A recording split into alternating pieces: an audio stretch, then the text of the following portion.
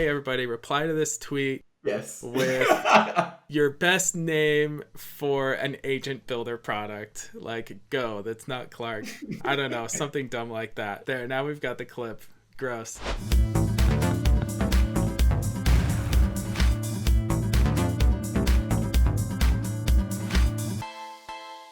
Gonto, are you launching an agent platform? Because everybody else is launching agent platforms. So when's yours coming out?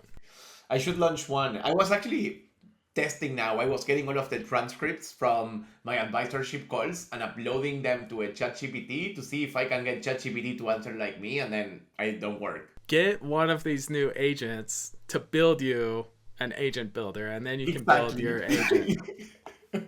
There are agents everywhere. So the main thing we're referencing right now is last week, 2 competitors launched agent tools within 1 day of each other. And that happens from time to time where things just converge. They're close enough together that you and I already talked about this before. We don't think that one launched and the other did like, hey guys, let's get this done right now. They were probably already going to launch on those days. There's a chance that Retool is the one that launched the day after. Superblocks is the one that launched before. There's a chance Retool was going to launch like this week and they were like, we got to do it now. Let's pull it forward. But what did you think when you saw these? First thing was I was blown away that they actually both did it 1 day difference. For our listeners that don't know, both Retool and Superblocks help building internal apps. That's their main focus that they have. Superblocks is open source, but they have a hosted version.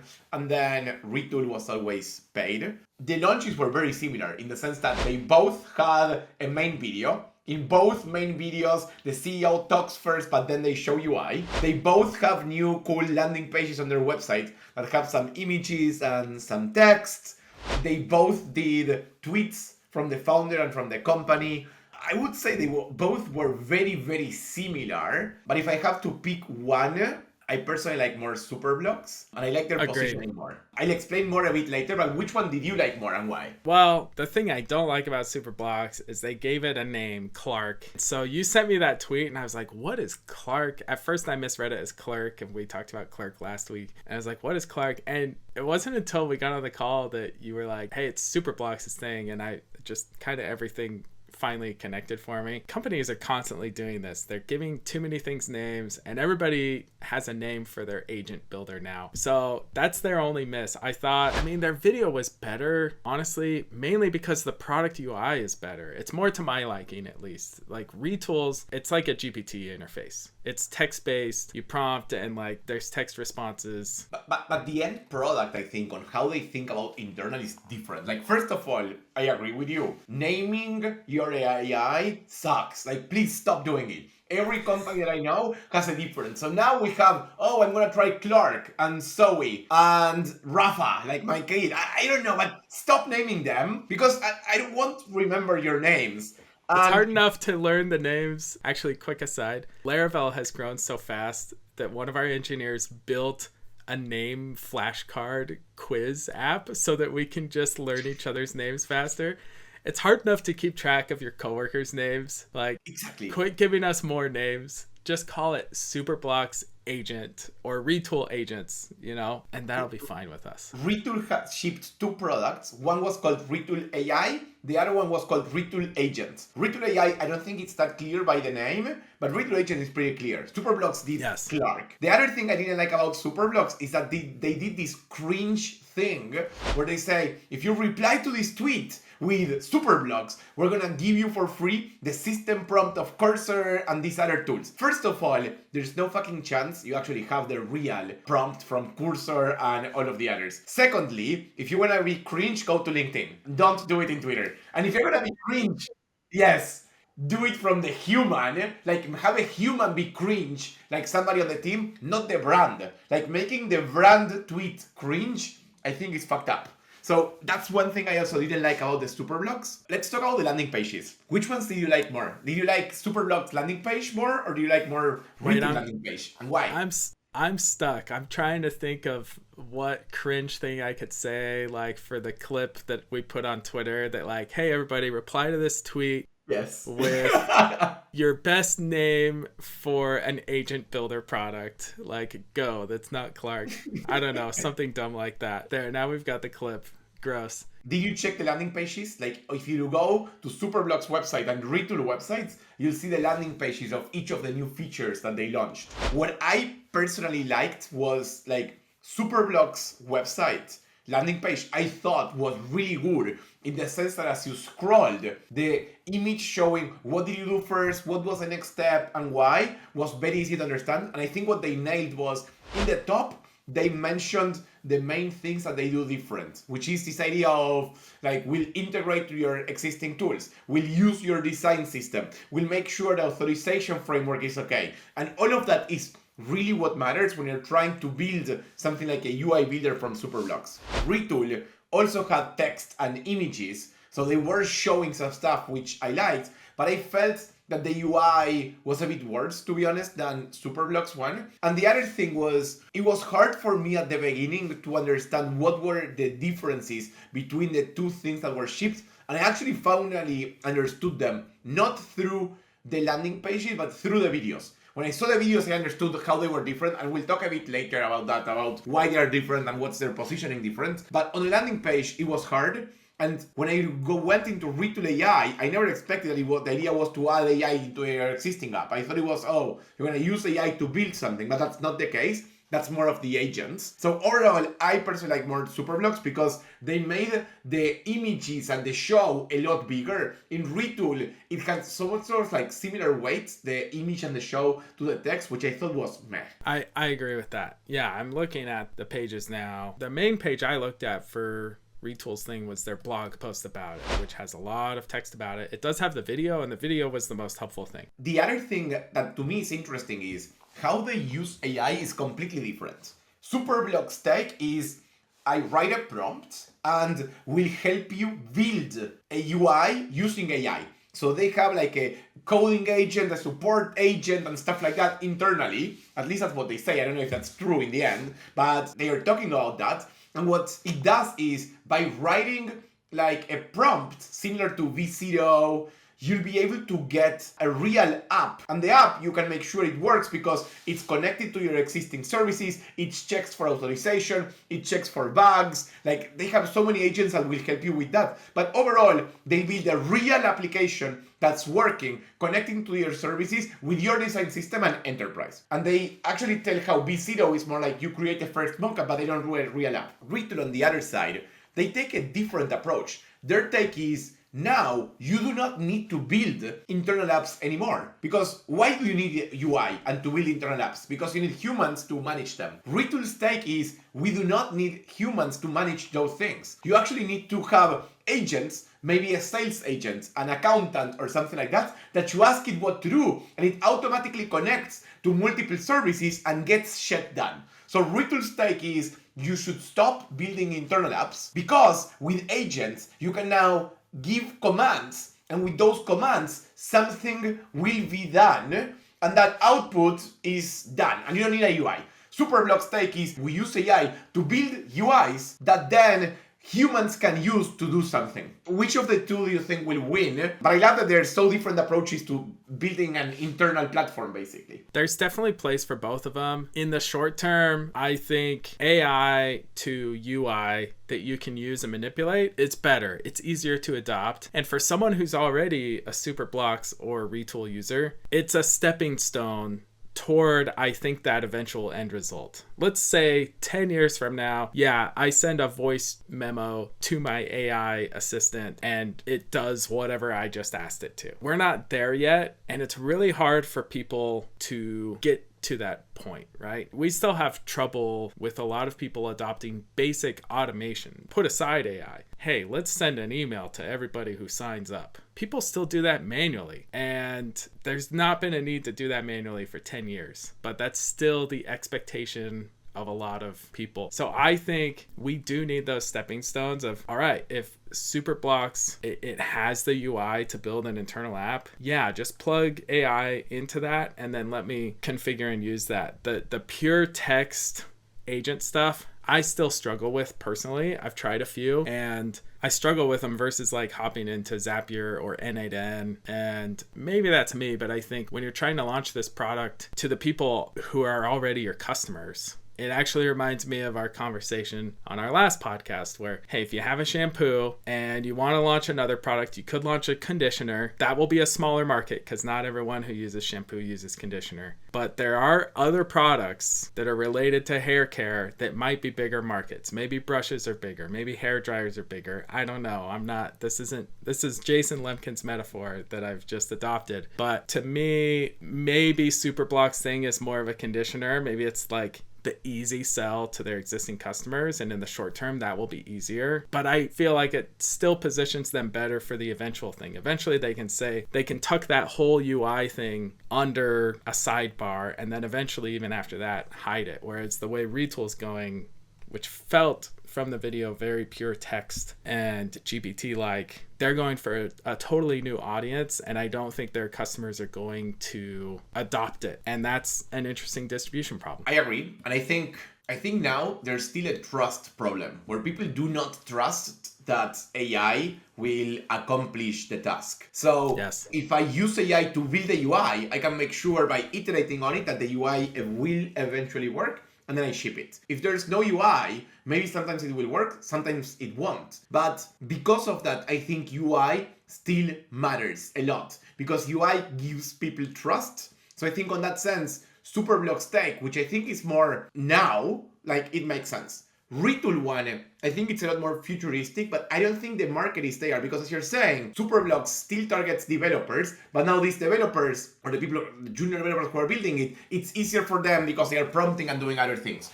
Retool now, instead of targeting that junior developer, basically target the whole org on like, okay, you can just do this and ask for it, which I don't think will happen. What I would do if I were Retool, I think a step in the middle, if you want, is something where you ask a chat to do something, and then you see if it works. And once you see if it works, you can do something on convert this to a UI or convert this into an internal app. So now it knows the process, it knows the process has worked correctly, and it builds a UI on top of that because it's going to be a repetitive task. The problem with Retool one is that a lot of internal processes and things that I do are repetitive. I don't want to ask on text every time. I want a button, an app where I can just do it if it's ongoing. So maybe something in the middle where you can chat with it, but you can actually convert a chat into a UI eventually could have been, I think, something in the middle where it's still more futuristic like Retool one, but still allows you to build apps. Having said that, very interesting that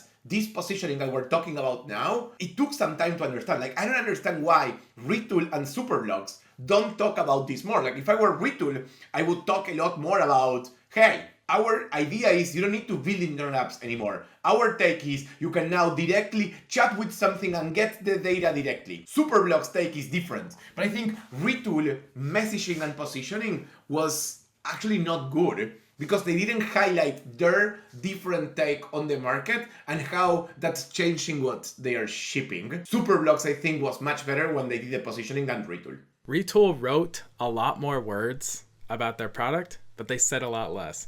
And yes, you know what? I'm going to take us on a couple tangents. First, small tangent. I'm seeing some M dashes in the Retool blog. You know what an M dash is? That's AI generated now. I don't care if you were a proud M dash user before. If a human actually wrote this, I will be surprised. And if they did actually write it, then they did not think about the implication of an M dash. And if you're shipping a feature, write your own goddamn blog post. Like, you can use AI for acquisition awareness one. For a launch blog post, get a human. Yeah, it better start from, just take the video. He made a 3-minute video, so they wrote a script. Take that script and expand it with AI. That's fine, but okay. Exactly. So that's the first tangent. The second thing is here, and again relating to last week, because we talked about, this is another set of companies going multi-product or expanding their product line. And so I'm just trying to think, what are the principles for the people listening to us right now as they think about products and they think about AI products? I think one principle we've talked about here is, what is your existing customer base desiring? What's the next step for them that makes it easy for them to not only adopt, but to trust? I really love that you use that word. I feel like Superblocks customers, because it produces from a prompt, that's the new part, a UI that's familiar and they can verify, validate, test, and iterate on themselves. That makes their adoption curve better. It'll build more loyalty with the customers they already have and love, while also expanding their ability to get more customers and get rapid adoption. Are there other principles here? I mean, do you agree with that? Are there other principles here we should pull out for our listeners? I agree with that, like, for sure. The other principle I think is you have to make your positioning on the future and why you're building your products a lot more clear. Like Retool, I had to guess by looking at their video on the landing page what's their take on the future. They were not clear about it. So I think making sure that you're clear about that, something very important. And as you said, thinking about who your customer is for what you're building, I think is key. Yes. I'll say one more thing. Superblocks did a neat little bit of counter positioning against all the main like app builders. Yeah, V0 Bolt, Lovable. That was how they opened their video. They're like, we've got $60 million to do this. They show this iceberg. They're like, those guys are the tip of the iceberg. Here's all the stuff they can't do. Great counter positioning. We're taught to be resistant to talking about competitors, and that's usually smart. But when you have a clear counter position, I think that's the way to do it. To clearly state, here's what the others can't do that you're missing and how we're addressing it. And they nailed it. That's the question people have, like, oh, yet another one, and they did it absolutely correctly. I'm interested in trying this now.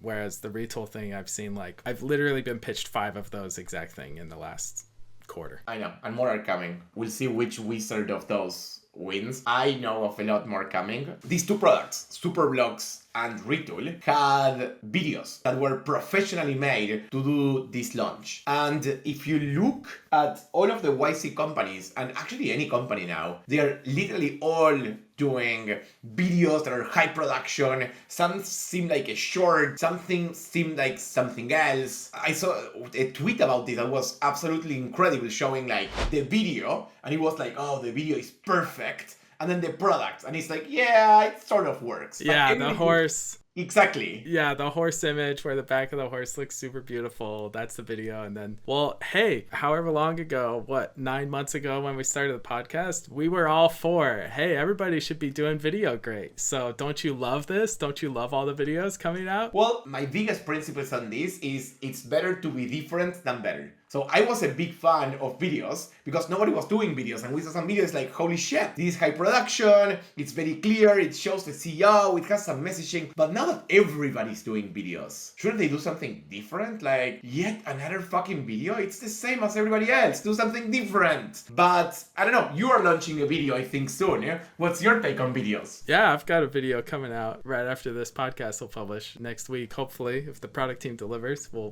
put the video out. I think videos, I mean, look, there are some things that become the new baseline. If you launch a product, you better send out an email. You better write something about it on your website. You should also tweet and post about it. So you can't just say, well, because everybody's tweeting, don't even bother tweeting. That's true. But let's look at I think the most true thing you've said here. I think the thing that you have to agree with yourself on no matter what, that you won't be fickle about, is it's better to be different than better, right? So there's still so much differentiation you can do within a video. I think even going back to those examples of Superblocks and Retool, Superblocks, yeah, they did a very basic opening. I was deflated immediately. They were like, oh, okay, you raised money, cool for you. But then they did a little counter positioning work, and they showed a really cool visual that, you know, that was a metaphor, the iceberg. And guess what? I've seen the iceberg before.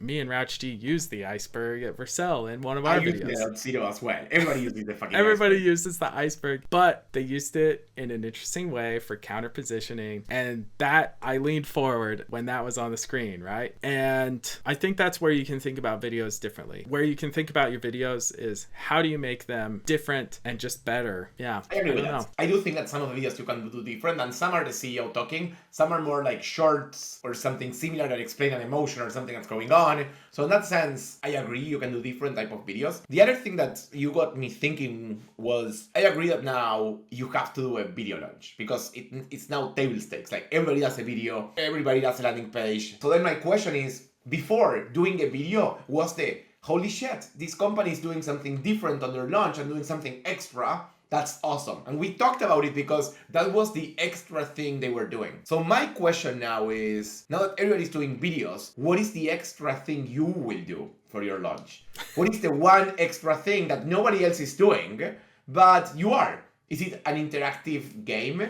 Is it an experience? Like, what is it? But I think adding something else that makes you unique is something that's really good. The problem is going to be that if you do it so good, people are going to copy you, and now there's one more thing. So product marketing launch lists ends up being huge because now everybody's doing something different. But I do agree with you that you can make a video a bit different, but I would think about what are the experiences or what are the things can I do in the launch that not everybody is doing as well. Yeah, this is like basic product marketing stuff, but not every startup like thinks about this and develops their framework of what's your tier 1 launch, what's your tier 2 launch, what's your tier 3, and which items go into those. You know, for your tier 1 launches, there's a new baseline. You better have a video, and you should try to have that something extra. You know, what's the extra bonus thing that has a chance? You know, most likely you're not going to go viral, whatever, but you should always have something that could,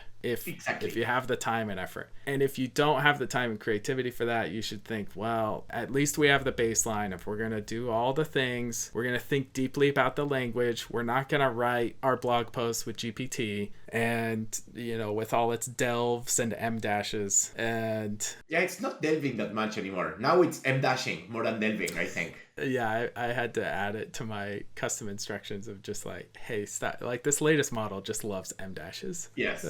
But if you ask it not to use them, it uses them anyway. So, I mean, you're right. Like here's another lesson for the listeners. Once Gonto is sick of something, that means it's table stakes and you actually have to do it.